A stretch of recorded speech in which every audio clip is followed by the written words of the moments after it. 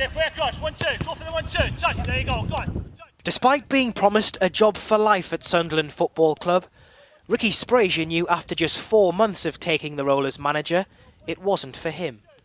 I spoke to Niall probably 2 weeks at the end, and I thought for me moving on would bring in another manager with more experience than what I was. I went there and my main task really was just to keep Sunderland up, so I achieved that. Had a little spell of the scouting side and then broke away from it about a year later, so I've got no regrets, and Sunderland have been absolutely fantastic to me, and over my time from the first time I was here, I think it was about 90-40-02, and then my second period through Roy Keane, so it's been really enjoyable, and I always wish them all the best, and in my heart they're a fantastic club.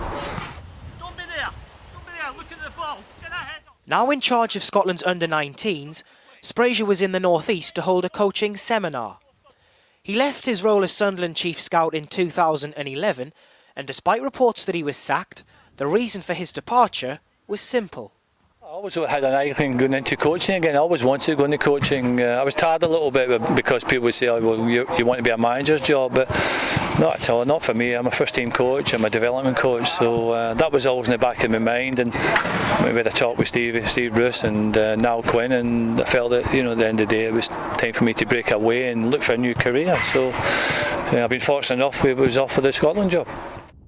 Tal Ben-Haim and Callum Davenport were Sbragia's only signings in his one and only transfer window.